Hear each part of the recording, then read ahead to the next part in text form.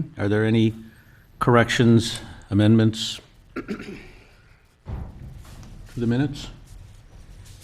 Hearing none, I would call for a motion to approve. So moved. Do I have a second? Second. All in favor? Aye. Any opposed? Okay, the motion passes. Next item is the fiscal year 2018 mission statement and fiscal policy presented by Elizabeth Holub, City Finance Director. Thank you. As we begin the development of the fiscal year 2018 budget process, one of our first steps is to ask the Finance Committee to affirm the mission statement of the city and to approve the proposed fiscal policy for the coming fiscal year. Both of those items were included in your packet, and there are no changes proposed for the FY18 fiscal policy. So I would be happy to address any questions that you might have. Does anybody have any questions or recommendations for improvement to the mission statement and fiscal policy? Hearing none, I would entertain a motion to approve them for the fiscal year 2017. Do I have a second? Second. Second, Alderman Newman. All in favor? Aye. Any opposed? No opposition? Motion passes. Thank you. The next item is consideration of the fiscal year 2016 Treasurer's Report, also presented by Elizabeth Holub, Finance Director. Thank you again. As a requirement of Illinois statutes, we are required to prepare a treasurer's report in a prescribed format, file that treasurer's report with the city clerk and the county clerk, and publish that in a Lake Forest newspaper annually. So the treasurer's report in the prescribed format is included in your packet. I would just note that the format of it is designed to minimize publication costs. So I know we talk every year about the format of presenting the vendor payments and the personnel payments, but that's primarily to make that publication cost as small as possible. What we did do last year to allow this to be more useful to the users is present a multi-year vendor history in a much better format, and that is included in your packet as well. We do that multi-year, so last year we did 3 years, this year we've added a 4th year. And we do that both alphabetically by vendor as well as by amount, with the highest amount at the top down, and those are any vendors that received $2,500 in any given fiscal year in the 4-year period. So we publish that make that available on the website so that residents can go to the website and look at that report in a more useful format if they are curious about what vendors the city use and how much they're paid in any given year. Be happy to address any questions related to the treasurer's report. Do you have any questions, comments, observations about the treasurer's report? There being none, let's see, I guess we have to acknowledge receipt, so that would require a motion. So I would entertain a motion that we acknowledge receipt of the treasurer's report. So move. Second. All in favor? Aye. Aye. Any opposed? The receipt of the treasurer's report is acknowledged. The next item on the agenda is consideration of an ordinance providing for the redemption and payment prior to maturity of $6,105,000 of general obligation bonds, Series 2008. This will be also presented by Elizabeth Holub, and this is really a informational session prior to taking a formal vote on this at the City Council meeting that will start once we're done here. Great, thank you. And this one's a little more complicated, so we do have a PowerPoint to walk you through it. It's not the first time you've heard this recommendation, but it is the first opportunity the city has to actually take action on it. As you're aware, the sale of the former MS building property at Laurel and Western did close on September 23rd. As a part...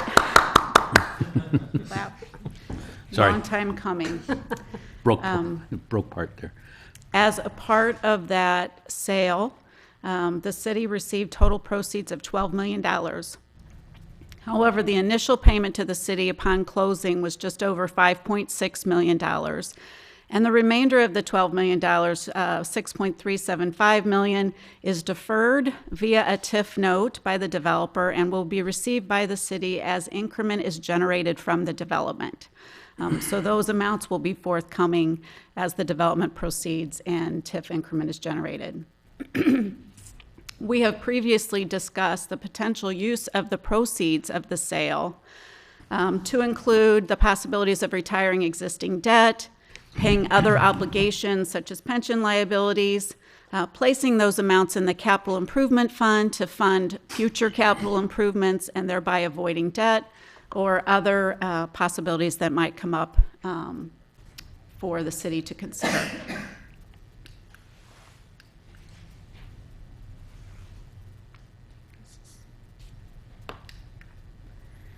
One issue that we have discussed in previous meetings has been the possibility of redeeming existing debt. So this slide provides a summary of current outstanding debt that is paid by debt service property tax levies. There is other outstanding debt of the city, but it is paid by other revenue sources, not by property taxes. So we focused here on property tax supported debt. You see when those original issues occurred, the outstanding principal remaining. We've excluded from those amounts December 2016 maturities because those are funded from the 2015 levy, which has already been collected. The third column provides the date under the bond ordinance that those bonds are first callable, when the city has the first opportunity to redeem those and avoid future interest costs. And then the last column shows the interest rates that are applicable on the remaining maturities of each issue. And I would just note that I've asterisked both the 2010B and 2010C issues because those were taxable issues carrying a higher interest rate of 5.75%, but is partially subsidized by the federal government. And we actually pay a net rate of 3.1625. So what we have talked about is based on the first date callable and the highest interest, net interest rate. If the Laurel Avenue proceeds were used to redeem bonds, redeem outstanding debt, it would make the most sense to do the 2008 issue. And you can see that there is just over 6.1 million remaining with that issue. So the concept here is that you can see by fiscal year the principal and interest remaining on this bond issue. So 6.1 million in principal and 1.357 million in interest. Those would be included on the property tax levy each year and would be used to pay the bonds as they came due. The option here is to take the $5.6 million proceeds received at closing and combine that with $500,000 in debt service and general fund reserves to allow the city to redeem the issue on December 15th, 2016, pay the $6.105 million in principal remaining, and avoid the interest costs due remaining on the issue. So it would yield a savings of $1.357 million over time. The further recommendation is that that provides an opportunity to instead replace that debt service levy with a capital levy of the same amount, thereby making no total change in the city's tax levy, but taking that redemption opportunity as a mechanism to create a line item in the city's levy that provides pay-as-you-go funding for the 5-year capital improvement program for the city. So, for example, in FY18, the city could replace an $822,000 debt service levy with an $822,000 capital levy. Any questions on that? Could you go back one slide, please? Under interest rates, the 2009 issue and the 2013 issue have a range of 2 to 4%. Could you explain where those are actually today? Those are all the interest rates remaining from today through the remaining maturity. So what happens is, depending on the length to maturity, the interest rates increase. They step up through the maturity schedule of the debt.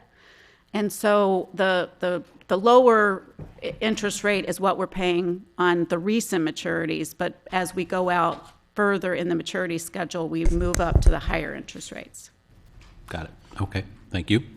Are the 2009 and 2013 issues callable at present?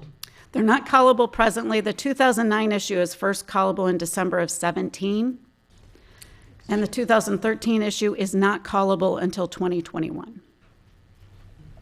Just wondering if there's an opportunity to cherry pick the higher rates to refund or to call in early.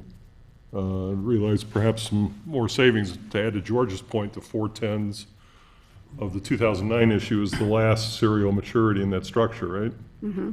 And same with the 2013. Is there an opportunity to work our way back?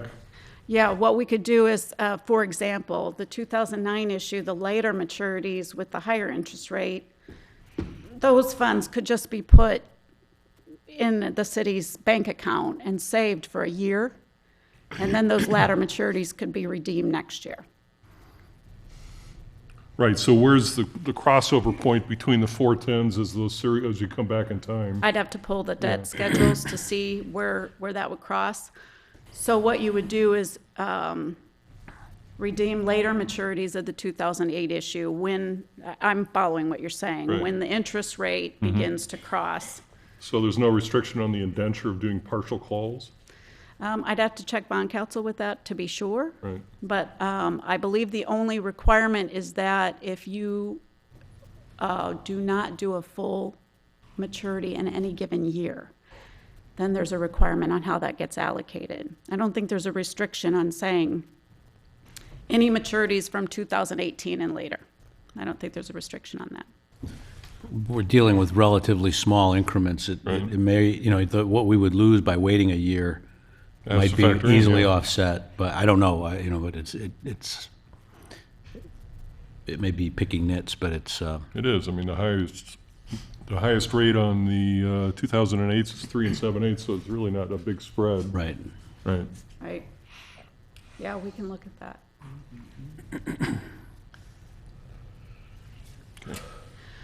So an important point is the impact on the tax levy, and this begins to get into a nuance of the city's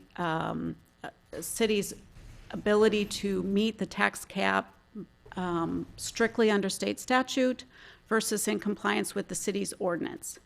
And under state statute, a capital improvements levy falls under the tax cap statute. A debt service levy does not fall under the tax cap statute. Therefore, redemption of the 2008 bonds and transfer of the tax levy from debt service to capital improvements will prevent the city from meeting the tax cap statute under state statute. However, under the city's ordinance 2013-70 regarding the applicability of the tax cap to the city's levy, it does comply because the city's ordinance combines capital improvement levies and debt service levies together. Are there any consequences? No, for because not, meeting the state statute? because of the city's home rule status, it is not legally required to come under the statute. I don't know if this is relevant, but is there any potential impact from a property tax freeze that would impact a decision one way or the other on this? It could potentially, but it would depend on what that property tax freeze bill looked like. They have had various versions of legislation proposed, mostly last year. Some excluded bond levies for bonds issued prior to a certain date. So there's a potential that a bill could impose a property tax freeze that would limit the city's ability to make this capital improvement levy, and you'd lose the benefit of that debt service lid. But I don't know, I think we'd have to check on where the possibility of legislation is that could affect levies that have to be filed in 2 months. Elizabeth, how does this impact our overall borrowing capacity? It helps in that it brings down the per capita and debt ratios by getting debt off the books. The city doesn't really have any legal debt limitation, but it does bring down those ratios. It improves the metrics associated with the bond rating and the potential for bonding in the future. And potential cost to that bonding? So there's some additional benefit, going back to the point that Tim and I were making before. There may be more of a benefit to simply improving our numbers, our metrics, such that a future bond issue could be issued at a materially lower rate than it would be if we just did it the way things are today. Sure. So, So the recommendation this evening is that at the city council meeting, the city council consider granting first reading to the ordinance authorizing redemption of the 2008 general obligation bonds that would mature beginning December 15th, 2017 through the remaining maturities of the issue. The source of funds for the redemption would be the $5.6 million proceeds received at closing related to the sale of the Laurel Avenue property, plus the addition of approximately $500,000 in 2008 GO bond debt service fund reserves and general fund reserves. And just to let you know, there's about $160,000 in the debt service fund. So it would require approximately $340,000 in general fund reserves, so you know the breakdown. It does not impact the city's fund balance target for the general fund. The city's general fund balance does exceed the minimum target, and use of these funds would not impact that. And another question. So people have asked me, where did the borrowing, where did the bonds we issued for MS, where are they, right? Are any of those part of the 08 or are they other offerings? Yes, the city, the bonds issued, I'm gonna back up to this list. So the bonds issued for MS, the 2008 issue was used almost exclusively for the construction of the new MS building. There was a small portion of the proceeds that was used for Town Lane Park. That was about 1.4 million, but the remainder of the issue was construction costs for MS. And then the other MS-related debt is 2010B, 2010C, and 2013. So in reality, we're doing what we hope to do, which is sell Laurel Avenue and pay off some of the debt. Yes. That's great.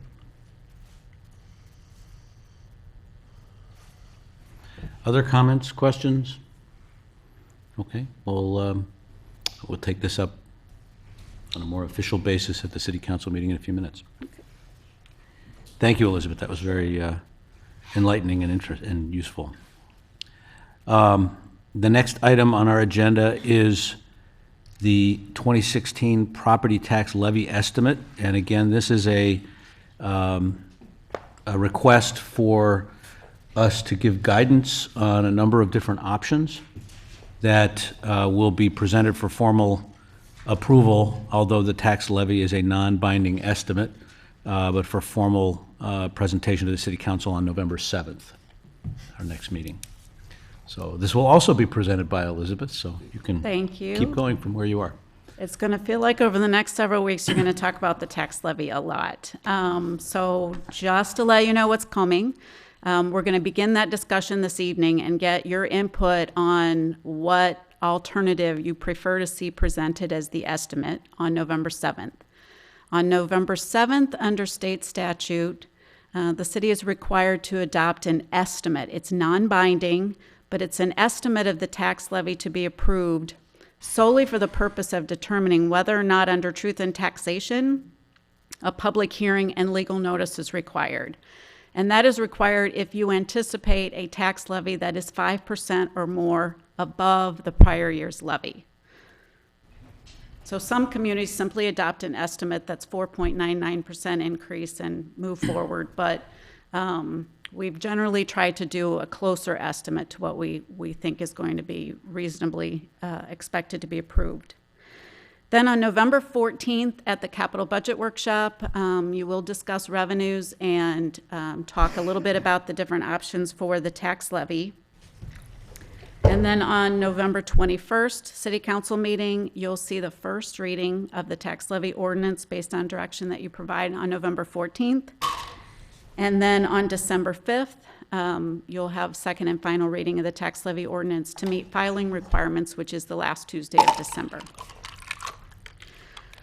So what we've provided here is a summary of 3 potential options for the tax levy, and to share with you the difference and similarities in them. You will see that the other funds have been kept constant through here. The debt service and capital improvements amounts reflect the redemption of the 2008 bonds and the transition of that levy over to capital improvements. If that did not occur, capital improvements line item would be 0 and debt service levy would go up by $822,000, but it won't have an effect in total. And then the non-capped items are also the same across all options. So the differences, you can see first in the pensions.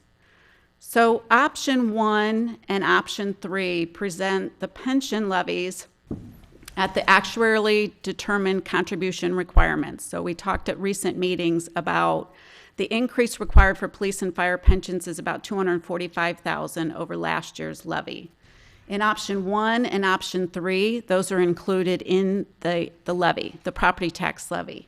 In option 2, that has been kept at 0 with no increase, with the assumption that that increase in funding for police and fire pension will come from somewhere else, such as the public safety pension fee or some other source of revenue. What that difference does is allows the general fund to increase or decrease accordingly. The other thing to keep in mind is below the black line, you can see the change in the general fund compared to the prior year. So under option 1, increasing the levy for the pensions to fund the increased requirement necessitates a reduction in the general fund levy in order to stay in compliance with the cap.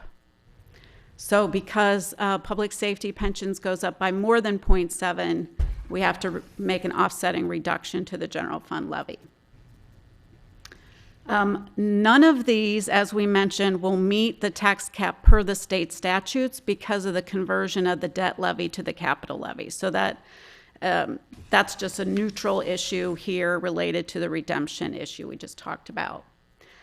Both option 1 and option 2 meet the city's ordinance related to the applicability of the tax cap to the city's tax levy. So both of these comply. The difference is whether those amounts are in the general fund levy or the pension levy. And you can see the difference here for the general fund is about $170,000. You can see that the aggregate levy in both option 1 and option 2 is the same. The total tax levy increase is the same.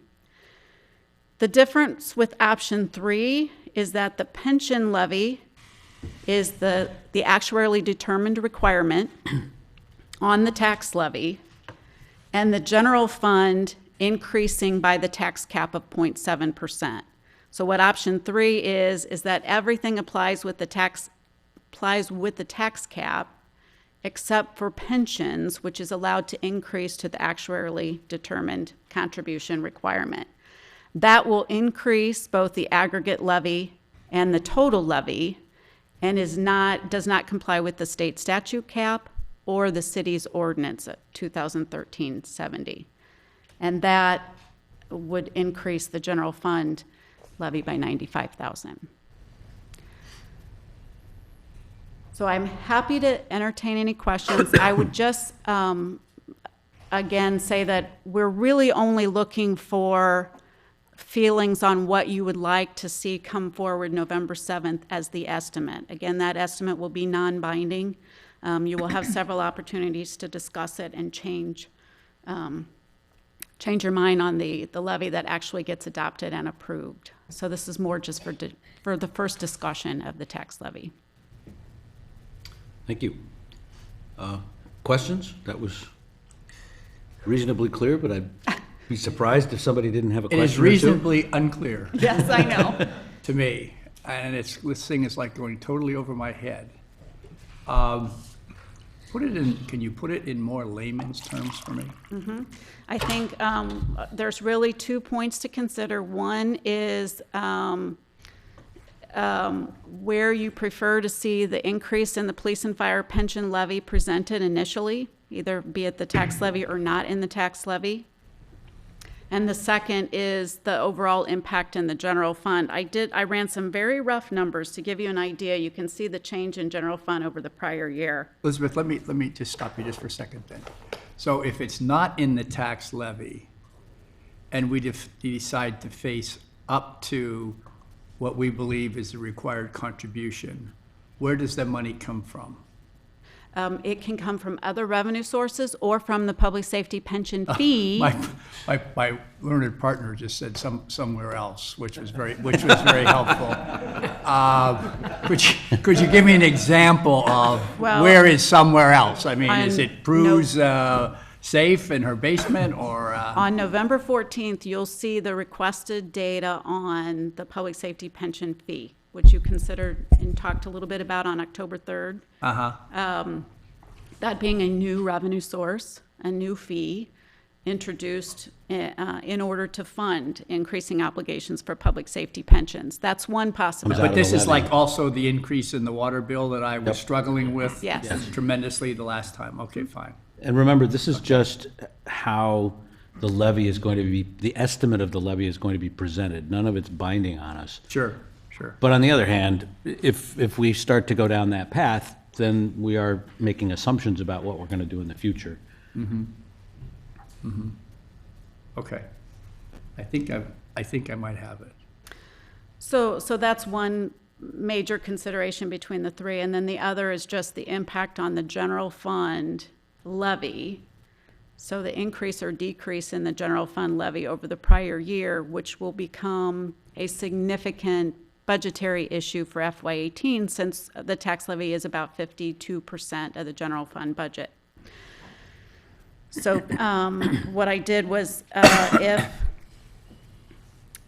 if salaries in the general fund increase by 2% next year, and insurance increases by the projected 6%, health, medical, and dental insurance, that will require $460,000 in new money in the general fund for FY18. Two of our biggest expenses in the general fund, just to give you an context of how that would compare with the change in the general fund prior year levy.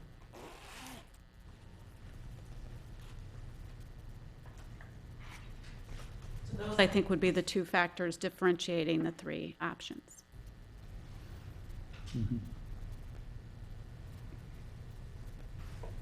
Other questions?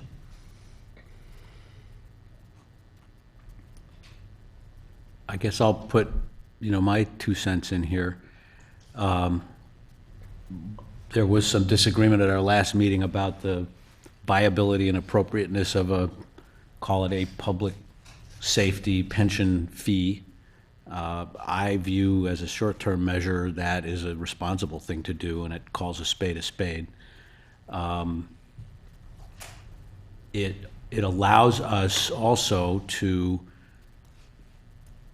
move those dollars essentially into the general fund where they're also needed, rather than having them in the second line down in the pension line, which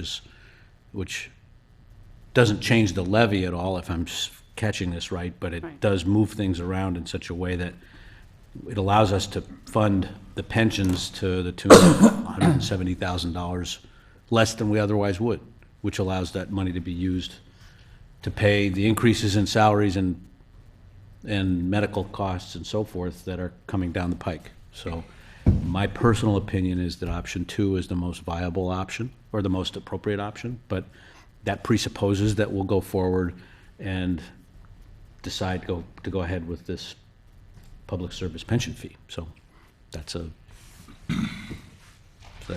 presumption. We haven't gotten there yet.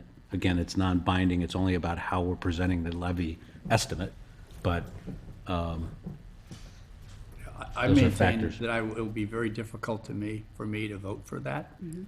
until I see a plan in place, long-term plan in place, at least a straw dog in terms of a long-term plan that will deal satisfactorily with this issue in terms of cost containment. Jack, I think the idea of the public, if I recall the discussion, the public safety pension fee was intended to be so we were looking at the necessity for both short-term and long-term solutions to a problem that we all clearly recognize. But there is no elegant solution, magic bullet. There's going to have to be some sort of combination of efforts.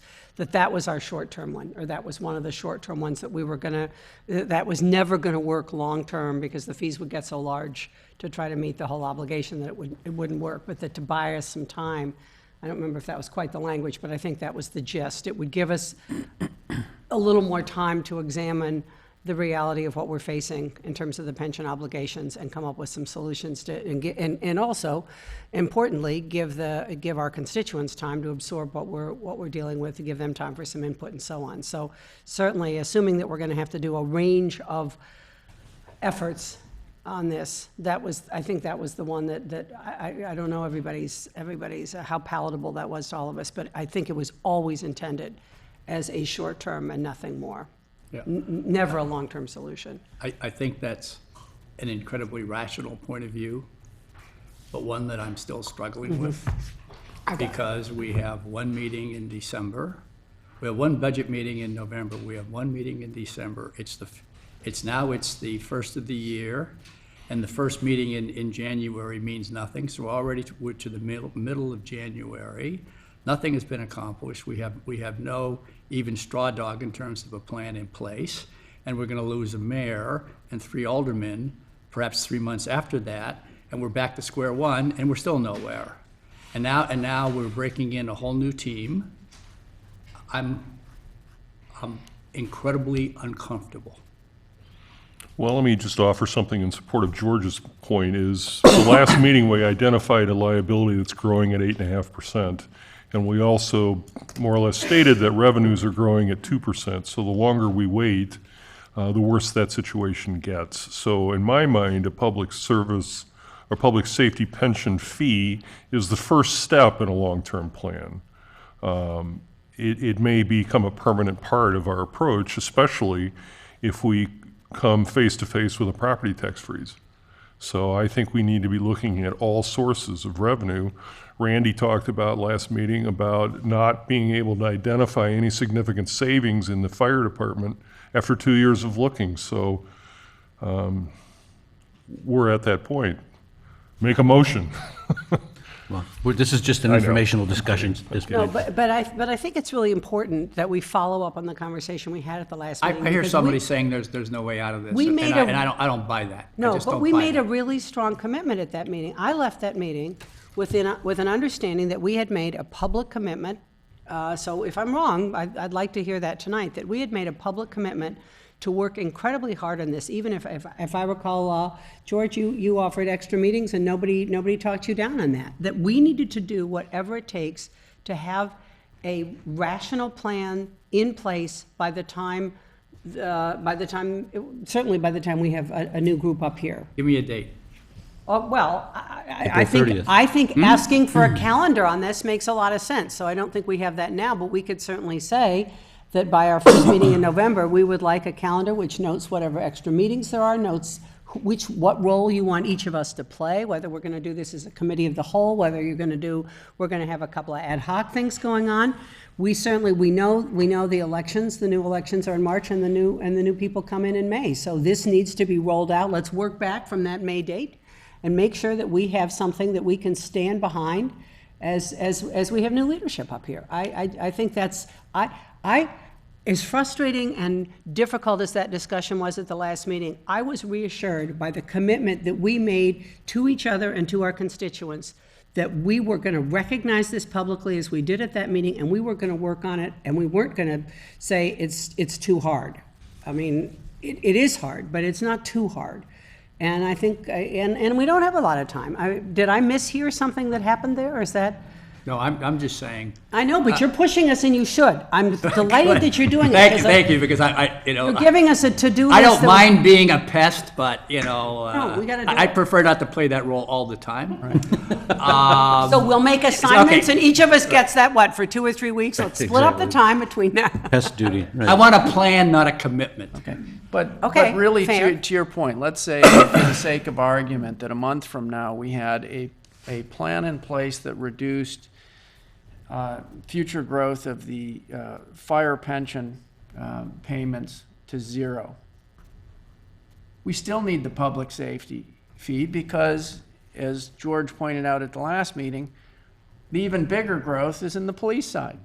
So, I mean, the public safety pension fee is critical over the next few years to stabilize things without sucking all of the money out of the general fund to pay for this. So I get where you're coming from, and I agree that there should be tremendous pressure on us to do something and create a plan. And opposing the fee, to me, gets in the way of actually doing that. I know why you're doing it, because, you know, you don't like the idea of raising fees and then really accomplishing nothing except raising fees, and I get that. But I don't think anybody else believes that that's where we're going. We don't know exactly how we're going to get there, but we sort of know where we have to go. Okay, I'm gonna, Plan. we all know when our time is up, as they say, right? I'm always good on that. Yeah. Thank you. The next item is other business, and I guess I would just refer everybody to the flash report that's included in the package. Frankly, to put it in a nutshell, it has not been a great year financially for us. It hasn't been terrible, but we've had a couple of revenue line items that have been well short of what our expectation would have been. Both water and the transfer tax have been a little disappointing. So, you know, it's, and it's not going to correct between now and the end of the fiscal year because of just the way the seasonality is. So, it's just an observation. And the state, actually, interestingly, the state is pretty close to being paid up after going through several years where they were significantly behind in their reimbursements to us of our own, what's our money that they hold sometimes.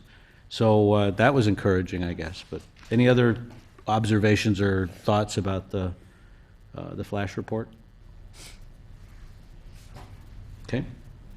Next item is opportunity for the public to address the Finance Committee. Is there anybody from the public that would like to speak to the Finance Committee, recognizing that there's a City Council meeting where there will also be public comment coming up in a few minutes?